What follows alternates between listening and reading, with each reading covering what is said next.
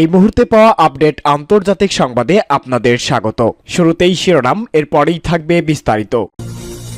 প্রথমে Iran, Israel এবং ফিলিস্তিন যুদ্ধ চলছে, জানিয়ে দিব আমাদের হাতে থাকা সর্বশেষ আপডেট আন্তর্জাতিক সংবাদ। শুরুতেই জানিয়ে দিব এরই মধ্যে ইসরায়েলের বিরুদ্ধে নেমেছে নতুন এক বাহিনী। বলা হচ্ছে নতুন এই বাহিনী শুধু ইসরায়েলকেই নয় বরং বিপদে ফেলবে মধ্যপ্রাচ্যের ইহুদিবাদী দেশটির এক ঘনিষ্ঠ মিত্রকেও।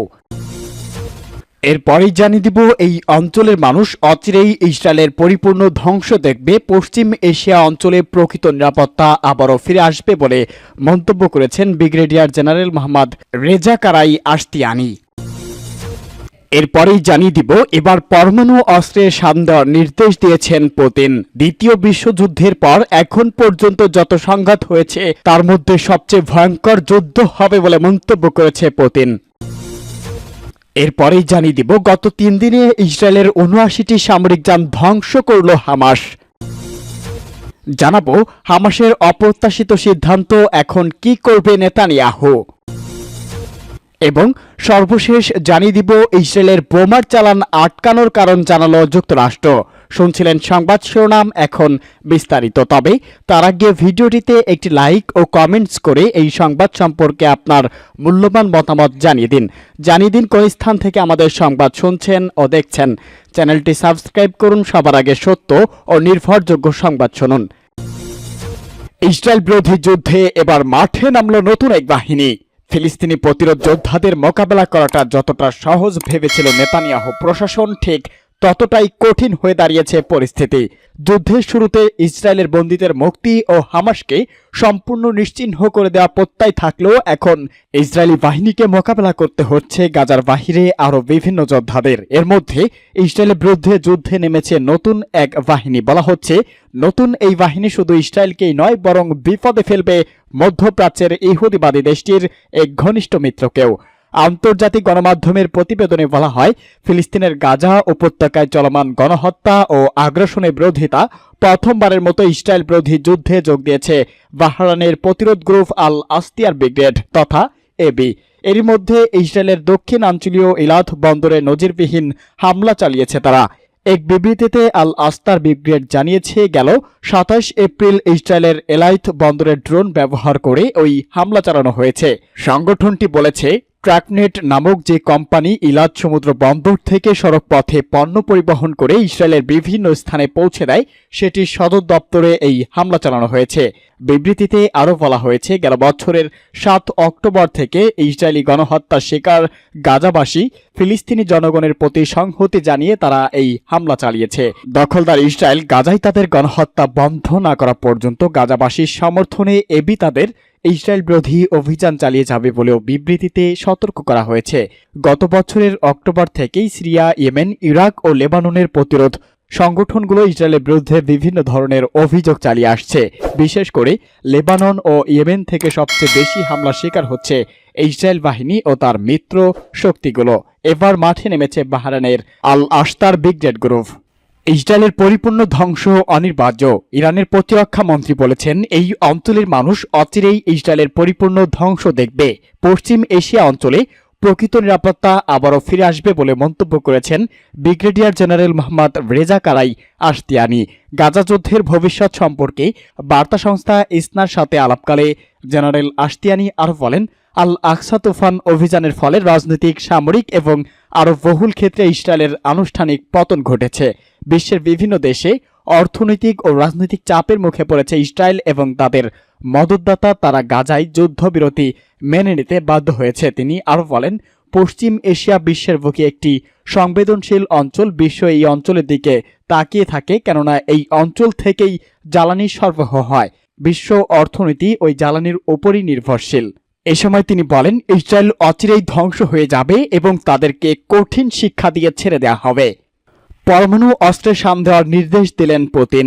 দ্বিতীয় বিশ্বযুদ্ধের পর এখন পর্যন্ত যত সংঘাত হয়েছে তার মধ্যে সবচেয়ে বিধ্বংসী সংঘাত হল রাশিয়া ইউক্রেন যুদ্ধ। 2 বছরেরও বেশি সময় ধরে চলা এই যুদ্ধে ইউক্রেন পরাজয়ের দ্বারপ্রান্তে। বিষয়টি এখন অকপটে বলেই বেড়াচ্ছেন ইউক্রেনের প্রেসিডেন্ট ভ্লাদিমির জেলেনস্কি। তারপরও পশ্চিমাদের দিকে তাকিয়ে আছেন তিনি, চাইছেন আরও বেশি সামরিক সহায়তা। এরপরেই আবারও দৃশ্যপটে হাজির ন্যাটো সদস্য ও ইউরোপের অন্যতম সামরিক শক্তির দেশ ফ্রান্স। কোনো সহায়তা নয়, রুশদের সঙ্গে লড়তে চাইছে ফরাসি সেনারা, তাও আবার নিজেদের নয়, ইউক্রেনের মাটিতে। সেই মতে সরকারিভাবে ফ্রান্স প্রথম ইউক্রেনে সেনা পাঠালো। এমন পদক্ষেপের আগে ফ্রান্সের প্রেসিডেন্ট ইমানুয়েল ম্যাক্রো একবারও ভাবেননি যে তিনি ভীমরুলে চাকে ঢিল ছুঁড়েছে। ভুলে গিয়েছে প্রতাপশালী রুশ নেতা ভ্লাদিমির পুতিনের কথা। কিছুদিন আগেই জব্দ করা ন্যাটো সমরাস্ত্রের প্রদর্শনী করেছেন মস্কো, আর ফ্রান্স সেনা পাঠানোর পরেই সীমান্ত এলাকায় পরমাণু অস্ত্রের মহড়া চালানোর নির্দেশ দিয়েছেন পুতিন। রাশিয়ার মহড়ার লক্ষ্য হচ্ছে অকৌশলগত পারমাণবিক অস্ত্র প্রস্তুত ও মোতায়েনের ব্যবহারিক দিকগুলো নিশ্চিত করা। সামরিক বাহিনী মহড়ার কারণ হিসাবে কিছু পশ্চিমা সামরিক কর্মকর্তাদের রাশিয়ার বিরুদ্ধে উস্কানিমূলক বক্তব্য ও হুমকির কথা উল্লেখ করা হয়েছে।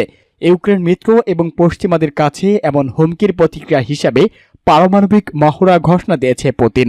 মস্কোর কাছে দূরপাল্লার আন্তঃমহাদেশীয় ব্যালিস্টিক ক্ষেপণাস্ত্র থেকে শুরু করে ছোট্ট পাল্লার কৌশলগত পরমাণু অস্ত্র রয়েছে। ইউক্রেনের সঙ্গে সংঘাতের মধ্যে পুতিন সহ রাশিয়ার ঊর্ধ্বতন কর্মকর্তারা বলেছে, দেশের অস্বস্তির বিপন্ন হলে দেশটির পরমাণু মতবাদ এসব অস্ত্র ব্যবহারের অনুমতি দেবে।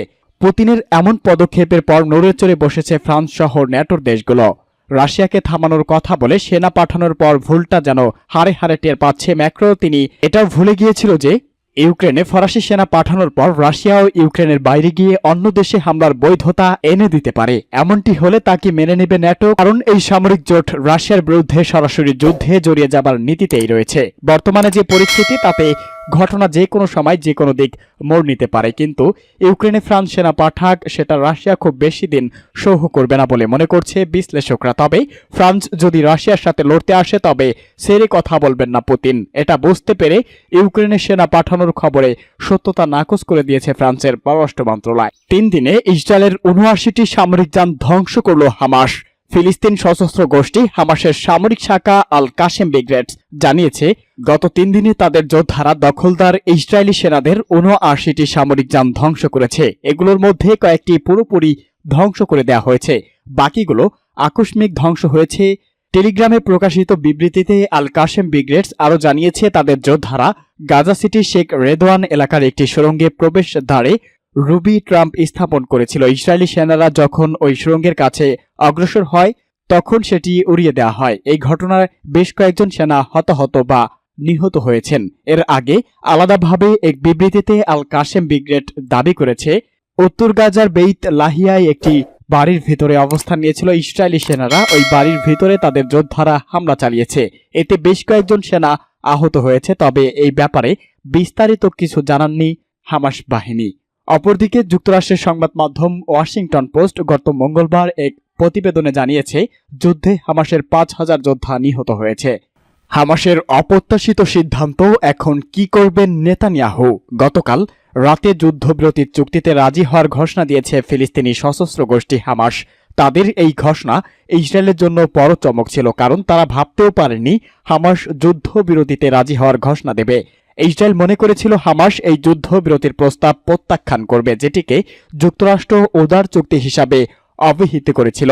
হামাস যুদ্ধবিরতিতে রাজি হওয়ার ঘোষণা দেওয়ার আগেই দখলদার ইসরায়েল রাফার মিশর সীমান্ত লাগোয়া অঞ্চল থেকে সাধারণ ফিলিস্তিনিদের সরে যাওয়ার নির্দেশ দিয়েছে।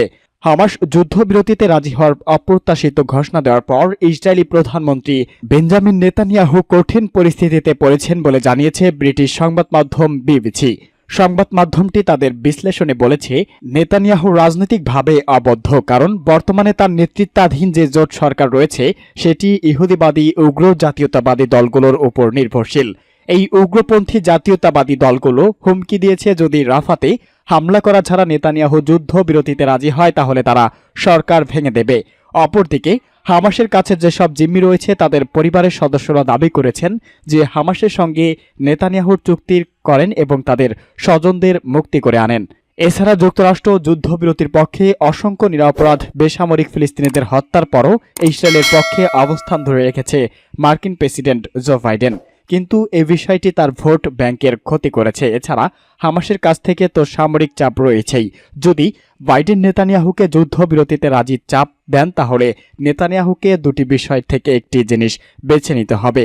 হয় তাকে সরকার বাঁচাতে উগ্রপন্থীদের কথা শুনতে হবে, আর নয়তো যুক্তরাষ্ট্র যে সামরিক সহায়তা দিয়ে আসছে সেগুলো হারাতে হবে। এছাড়া এখন যুদ্ধবিরতি অর্থ হলো হামাসের বিরুদ্ধে ইসরায়েলের পুরোপুরি জয় পাবে না। কারণ যুদ্ধ শুরুর পর তারা ঘোষণা দিয়েছিল গাজা থেকে হামাসকে নির্মূল করা হবে এবং সেখানে ইসরায়েলের নিয়ন্ত্রণ আরোপ করা হবে। অর্থাৎ নেতানিয়াহু এখন কঠিন একটি পরিস্থিতি রয়েছে, আর এখন তিনি কি বেছে নেবেন সেটি নির্ণয় করা তাদের জন্য কঠিন হয়ে পড়েছে। ইসরায়েলের বোমার চালান আটকানোর কারণ জানালো যুক্তরাষ্ট্র। যুক্তরাষ্ট্রের তৈরি বোমার একটি বড় চালান ইসরায়েলে পাঠানোর সিদ্ধান্ত স্থগিত করেছে বাইডেন প্রশাসন। গত সপ্তাহে বিষয়টি বিভিন্ন সূত্রে জানা গিয়েছে, কিন্তু যুক্তরাষ্ট্রের কর্মকর্তারা এর কারণ নিয়ে মুখ খুলছিলেন না। এবার সিবিএস নিউজকে ইসরায়েলের বোমার চালান আটকে দেওয়ার কারণ জানালেন যুক্তরাষ্ট্রের জ্যেষ্ঠ এক কর্মকর্তা। মার্কিন যুক্তরাষ্ট্রের বিসিবি মিডিয়া অংশীদার সিবিএস নিউজ ওই কর্মকর্তার